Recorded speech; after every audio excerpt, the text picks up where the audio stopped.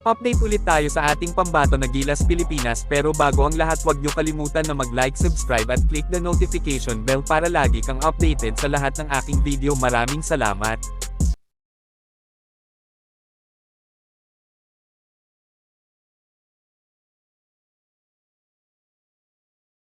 Dumating na nga ang Gilas Pilipinas sa Jeddah, Saudi Arabia, kung saan gaganapin ang laban nila para sa FIBA Asia Cup ngayong August 6 hanggang August 9. Makakalaban nga ng Gilas Pilipinas ang Chinese Taipei, New Zealand, at Iraq. Bumiyahe agad ang Gilas Pilipinas para madaming oras sila para mag-practice at para makapag-adjust na sila sa court kung saan sila maglalaro. Narito na rin ang final 12 lineup ng Gilas Pilipinas.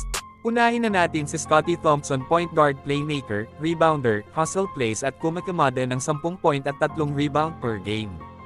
At si CJ Perez, shooting guard, fast break specialist, aggressive scorer.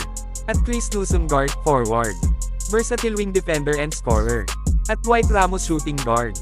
Tatlo at D-wing, reliable and calm under pressure. Kilala naman natin si Dwight Ramos, kada laro maganda ang pinapakita at siguradong makakatulong sa scorer ng Gilas Pilipinas. At si Carl Tamayo, power forward, stretch 4, size and shooting touch. Sigurado din na makakatulong si Tamayo sa Gilas, lalo't maganda din ang pinakitang laro niya sa KBL. At si Calvin Aftana, shooting guard.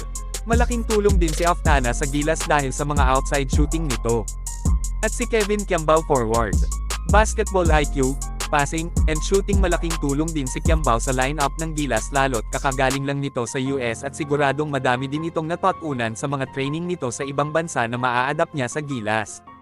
At si Jamie Malonzo, forward, athletic wing, elite finisher. Kilala din si Malonzo sa pagiging athletic nito.